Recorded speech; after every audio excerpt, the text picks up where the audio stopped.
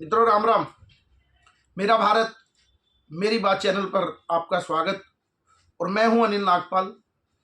आज के इस अंक में हम बात करेंगे कि पहलगांव हमले के बाद क्या नरेंद्र मोदी ने तैयारी कर ली है पाकिस्तान की नस दबाने की, क्योंकि कई घटनाक्रम उसके बाद ऐसे हुए हैं जिससे लगता है कि पाकिस्तान की जो असली जीवन रेखा है उसको तबाह करने का काम भारत ने कर लिया है।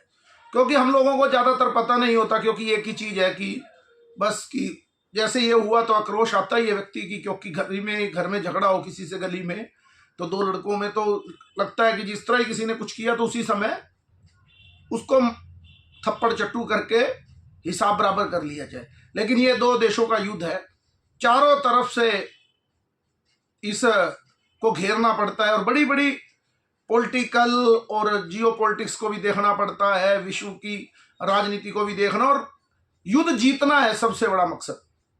अब सब लोगों को लगता है, हम लोगों को भी यही लगता है कि पीओके की तैयारी भारत ने कर रखी है कि पीओके भारत का हिस्सा होगा। लेकिन अनुभव में आता है पढ़ने मर जानकारी लेने पर कि क्या परिस्थितियां हो रही हैं कि पीओके से भी बढ़कर जो पाकिस्तान की नसें, जो लाइफलाइन है, वो दो हैं। एक है सिंधु जल और दूसरा बलूचिस्तान।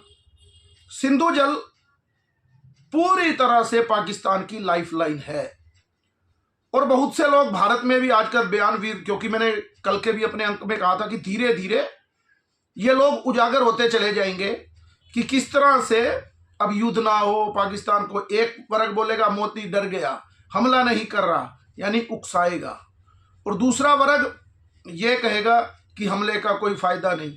अभी आज ही आपने एक बयान सुना होगा, दोनों भाई हैं, राकेश टिकैत, नरेश टिकैत। नरेश टिकैत कह रहे हैं कि पाकिस्तान का जल बंद नहीं करना चाहिए, पाकिस्तान का जल बंद करने से नुकसान होगा। यानी कि वो किसान तो भारत के हैं, लेकिन क्या बात कर रहे हैं पाकिस्तान के हित की।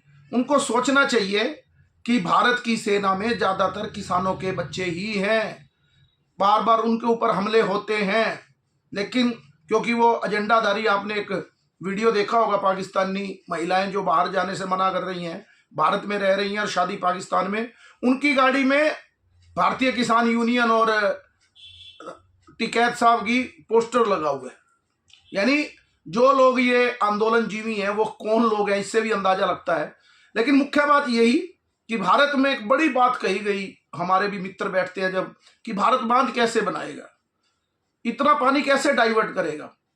तो सिंधु जल समझौता कैंसिल कर दिया, लेकिन जिन्होंने किया है उनको हमसे ज्यादा समझ है।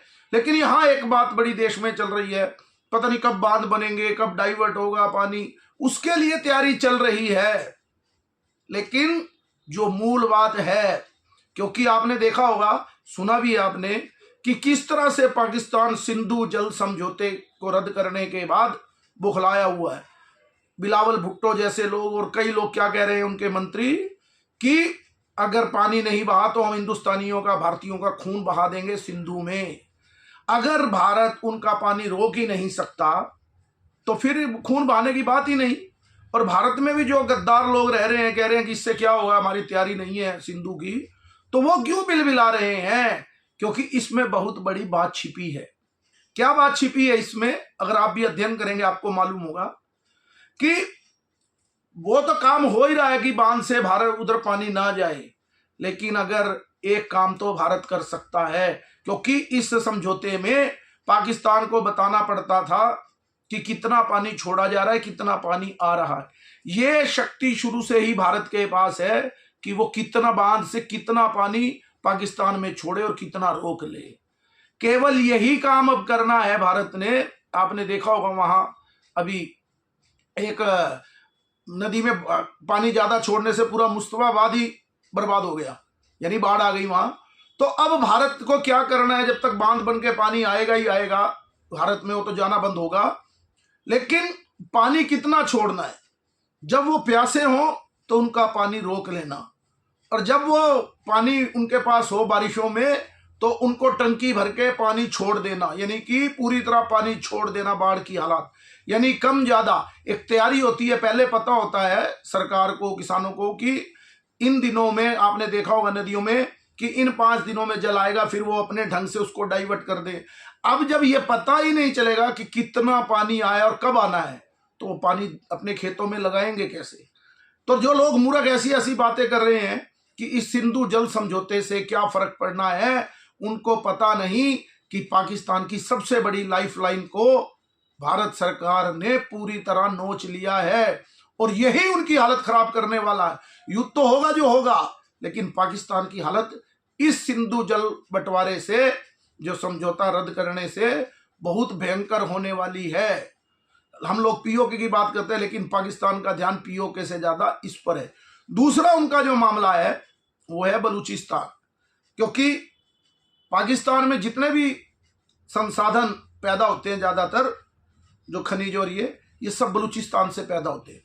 जब देश आजाद हुआ और उसके बाद देश का बंटवारा हुआ, तो वहां के नेताओं ने कहा था गांधी और नेहरू को कि हम भारत के साथ रहना चाहते, हम पाकिस्तान जैसे व्यक्तियों के साथ, इनके साथ नहीं रहना चाहते। लेकिन उस समय भारत का हिस्सा ना होकर नेहरू की नीतियों ने वो पाकिस्तान के पास छोड़ दिया और आज तक पाकिस्तान उनका दोहन करता है। वो बड़ा समृद्धशाली इलाका है, लेकिन वहां गरीबी है। और 1947 से ही उन लोगों ने क्या कर रखा है, पाकिस्तान के खिलाफ एक विद्रोह की नीति में रहते हैं। सुनने में आया कि वो अपना अलग से प्रधानमंत्री की भी घोषणा करने वाले हैं। तो दूसरा काम जो पाकिस्तान की नस है वो बलूचिस्तान है, जो इस युद्ध के बाद या इस घटनाक्रम के बाद जरूर उनसे अलग होगी। देख लेना, पीओके तो भारत को मिलेगा ही मिलेगा, लेकिन मेरा कहने का मतलब कि पाकिस्तान की जो असली दुखती रग है वो बलूचिस्तान और सिंधु जल बंटवारा है, जिस पर पूरा काम हो रहा है। पीओके तो बोनस में, क्योंकि वो हमारा हिस्सा है, वो हमें लेना ही है, वो तो आएगा ही आएगा। लेकिन आज पाकिस्तान, जो हिंदुस्तान में लोग पूछ रहे हैं, उनको समझना होगा कि ये दो बड़ी बातें कितनी हैं। लेकिन लोगों को बड़ी बेसब्री से बदले का इंतजार है। लेकिन युद्ध में तो हम इस समय चल ही रहे हैं और पाकिस्तान को उसका खामियाजा भुगतना शुरू हो ही चुका है। आज के अंक में इतना ही। मेरे इस चैनल को लाइक कीजिए, सब्सक्राइब कीजिए और ज्यादा से ज्यादा शेयर कीजिए। भारत माता की जय, वंदे मातरम, जय श्री राम।